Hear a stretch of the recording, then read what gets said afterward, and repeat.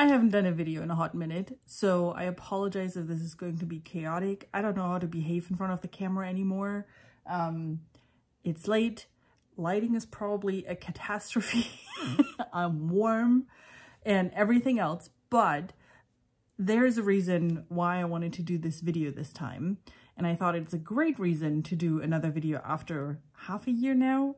Not doing one anymore. I apologize. Life has just gotten busy. Anyway, that's not what this video is about. I'm in the middle of reading Malazan. So yes, this is Malazan. It's just the German version. This is the first half of Memories of Ice. I'm about 100 pages in right now, but this book is going to be put aside because I got some happy mail today, and that happy mail is... I'm just kidding. It's not the Amazon catalog. It's... Let me show you. See? It's Kristin Britain's new book. I got an ARC. DAW sent me an ARC for this book, and I literally, Nate said, you got mail, you got a book mail, and I hope it's not bent because the envelope is completely bent. I was like, I didn't order anything. I haven't ordered a book in a while because I'm kind of trying not to order books. I'm trying to read the ones that I have. And now my puppy is done with listening to me talk and is now disappearing. It's like, screw this.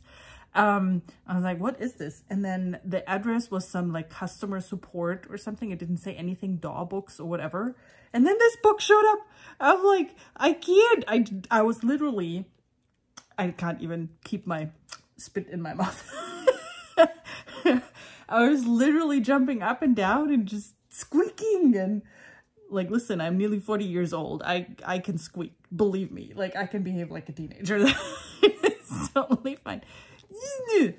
I mean, if you've watched any video, well, most of my videos, I hope I'm not talking in I hope I didn't talk in every of my videos about Green Rider, but I know I talked in a lot of videos about the Green Rider series. So just in case you didn't know, it's my favorite series of all time. There's, like, this series has been with me for many, many years, and I just realized, not realized, like, I was pointed towards it, that November this year is actually the 25th anniversary of the series, which is crazy. I haven't been a reader that long. It's, I would have to lie now when I actually started. It's not 25 years. Anyway, rambling again. I have been a long time reader of the series. I started when the first 4 books were out, and I read them pretty close to each other. And then I had to wait for book 5, and then I had to wait for every book since then, like everybody else that has read it for a long, long time. So, long story short, there are 7 books in the series as of now, plus 1 novella between books 6 and 7, and now there's a new novella as of, I think, November 7 is the official release date of Spirits in the Wood, Spirit of the Wood. A new novella in the series. It's not part of the main series. It's a side story going into the history of Captain Laren Mapstone, which is also one of my favorite characters of the series, besides Kerrigan, of course. Laren Mapstone is a huge inspiration for me. She's an amazing, like, strong woman as a leader. There's so many positives about her that make her just an amazing character. So I'm excited to read her kind of history, how she got the scar that she has, and her history with the Darrow Raiders and all that kind of stuff. So I thought, you know, they sent me an ARC, so I'm going to be nice and make a video. I would have probably made the video anyway, because as I said, I love this series. I've done a review for a spoiler-free review for the 7 books that have been out, excluding obviously this novella, about 2 years ago, 1.5 or 2 years ago. I've made a spoiler review of book 7 when it came out, because I got an e-arc for that back then via NetGalley. And then we had a read-along on my channel, and I did a couple of live shows with multiple people for the various books. That's why I thought, you know, just to add to it, I'll do a little reading vlog for Spirit of the Wood, and you will get some crappy quality wobbly videos from me. I hope you'll enjoy those. And with that, I'll probably just stop recording for now. We'll start reading finally, because, you know, I think this is like 208 pages, the book, so this is going to be a quick read. But I'll check in with you every now and then to see, you know, talk about theories, talk about how I'm liking it, and then at the end, a quick wrap up. I definitely am going to let you know if this is a good starting point, because that is something. So they sent me like a little like marketing sheet with it, and it says here that it's also great for new readers discovering the realm of Psychoradia for the first time. So I will comment on that if that is true. And yeah, I'll guess we talk later. All right, I'm back. I've read about half of the book, and I thought I'll just check in with you really quickly, although I will have a hard time talking about anything because it would be spoilers for the series in general, because there are a lot of things in there that where I'm like, okay, interesting. Like, could this be a hint? Could this be a hint? So obviously I can't talk about that. So, but I wanted to talk about initial impression, and just a handful of thoughts, and then I kind of need to dig back in because I might be able to finish the rest of the book today because the husband is out right now, so I can read it really quickly. First of all, I kind of knew that, but I don't think I talked about it before. The book has illustrations, and I'm just showing like the front. And these illustrations, my screen is too small. These illustrations are actually made by Kristin Britain. So she painted those.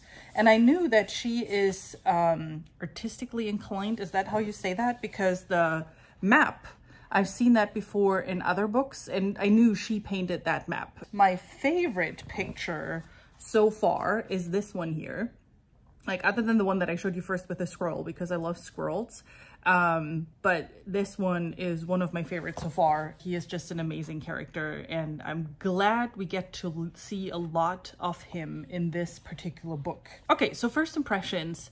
It is a lot calmer than any of her other books. So it's a very calm, kind of meandering is the wrong word, because meandering sounds negative. I don't mean it negative, but it's kind of a very flowing, just calm story, and it just flows along and you flow with it.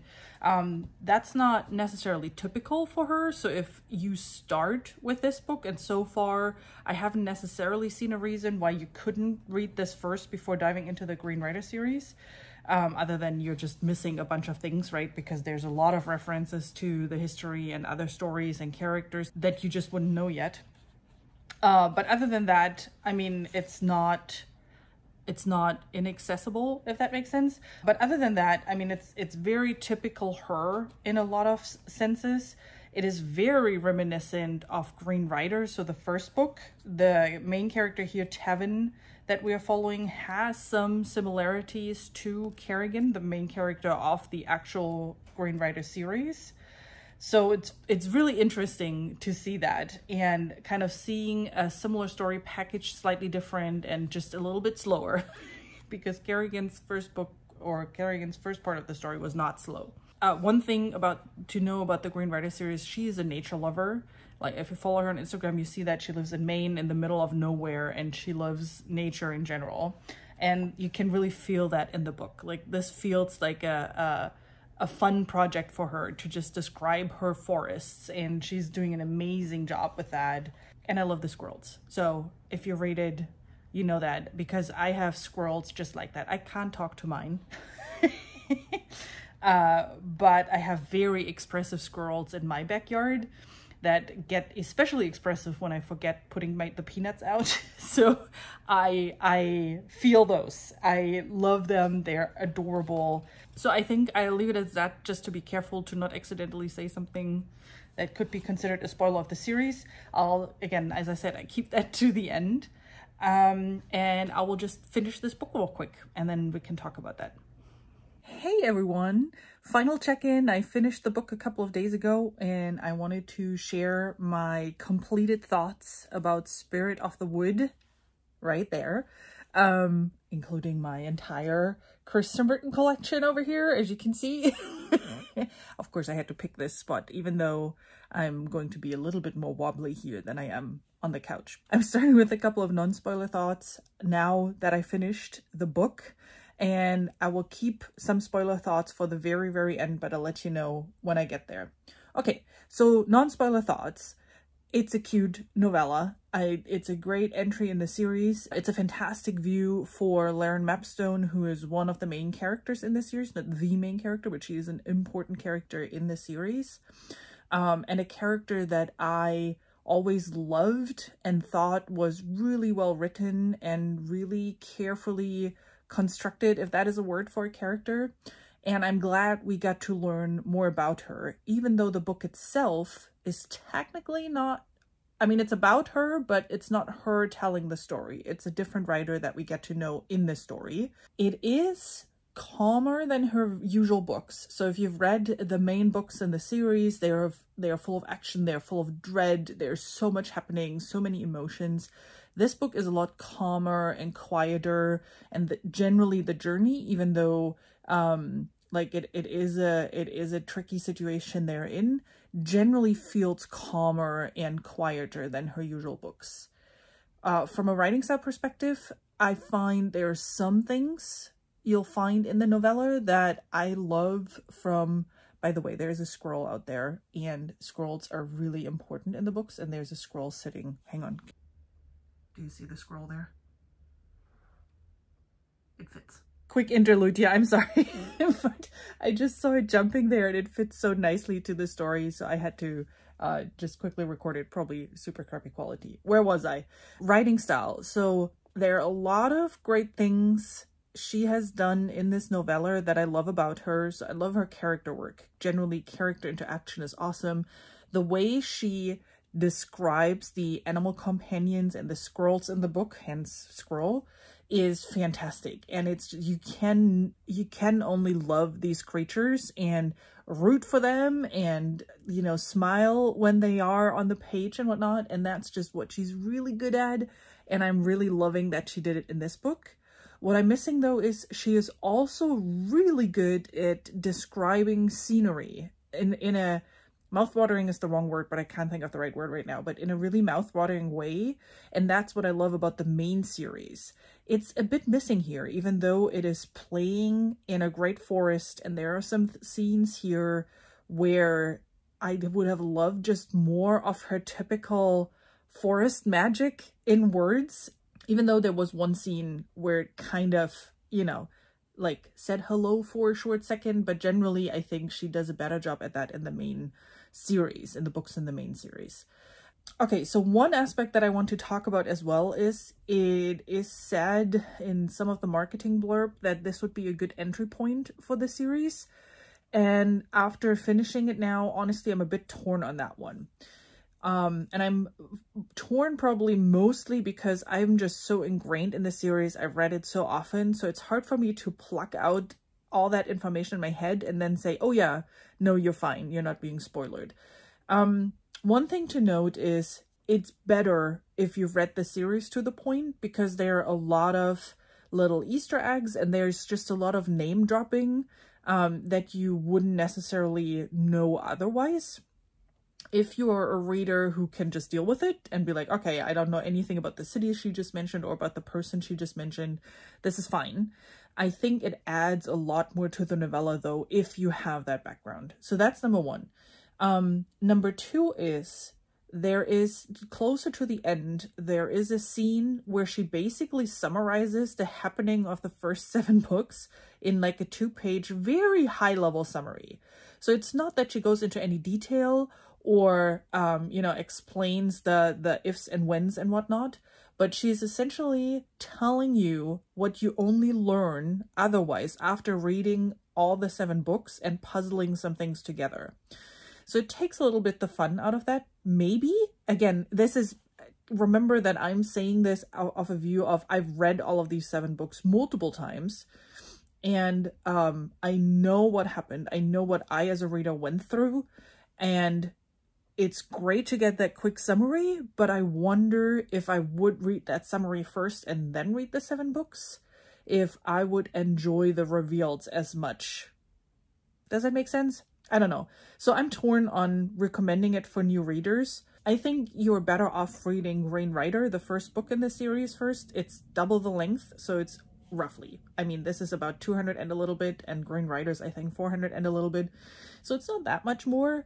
And I think, first of all, you get a better view of her actual capabilities, like the full breadth of her actual writing capabilities. Again, the novella is not bad. I really love it. I think there are just certain aspects missing of her otherwise amazing things that she does in the main series. So I think you get a better view of what she's capable of as an author when you read book 1. And I think this book really should be read after book 7, just because of some of the Easter eggs, some of the hints that you're getting, that kind of stuff. My thought, you know, I could be totally wrong. And I would love to hear from someone who read this book first and then read the series afterwards, like the 7 books. So it will probably take some time for that to happen. But I would love to hear from someone who read this first, and especially that scene, like it's in the last third of the book. There's a scene where over 1.5, 2 pages where they're basically summarizing a lot of things that are happening in books 1 till 7. And I would love to know if that destroyed kind of the experience in books 1 to 7. I don't know. Maybe I'm overthinking it. I mean, I'm wearing a t-shirt, just so hold on, I'm overthinking. So it fits into that regard. I don't know. It's a fun ride. It's a great little, what is it called? It's a great little snack for us waiting on book 8. It really helps bridging that gap, I think. But I love the main series just so much. And by golly, I want the main series. All right. So I have one spoilery thought. One additional spoilery thought. I'll put spoiler here so you can fast forward then for the outro, or just stop here. I probably don't have much to say after that anymore. Definitely let me know in the comments if you've read it, what you think about it. Have you read the series before, or is this your first entry? I would love to know what you think in either case. And what your favorite scene was, and which one is your favorite squirrel. Let me know in the comments. All right, spoilery thought. Just real quick, I mean, and this is spoiler for the series and for this book as well, just to be very clear. So I'm not holding back right now. What I loved about this book is the hints we're getting. So there are certain things she is saying in the book where I'm sitting here, it's like, am I overthinking again? I don't know. But where I'm sitting here, it's like, ooh, is this something that tells us something about what happened in book 7? So in particular, the ability of Tavin to interact with people in their dreams. On page 85, I think it was, I have to look at my notes. Yes. They were describing like, hey, you know, you have to have a good intent with this ability, because someone with ill intent could misuse it and basically in your dreams influence you in certain ways. So now we have Kerrigan, who dealt with Nyssa and with herself, her second self, in her head during book 7. And while she got rid of Nyssa, technically, we don't know quite yet, she still has herself in her head, like her second self in her head. And I'm wondering if this is some sort of dream situation. Not sure how I would feel about it if that's the case. But it's a thought that popped in my head while I was reading that part. And they were just, unfortunately, I didn't write them down, but there were a lot of great little hints. Nothing major, I feel. No major reveals quite yet where like, ooh, is that what this is about in book 7? But that particular part with the dreaming and ill intent, that's where I was sitting like, is that maybe something we should keep an eye on? Yeah, so that was just my quick spoiler thought on series and book and novella and everything. I hope you enjoyed my little review. I want to hear your thoughts. Like anything Green Rider, if you've read it, if you've read any of the books, let me know your thoughts. I always love to talk about the Green Rider series and find more people that love the series, that enjoyed it, and that have thoughts on it, and in general. With that, thanks so much for watching. And I hope you have an amazing rest of your day, week, whenever you watch it. And I'm sure we'll talk again soon. Bye!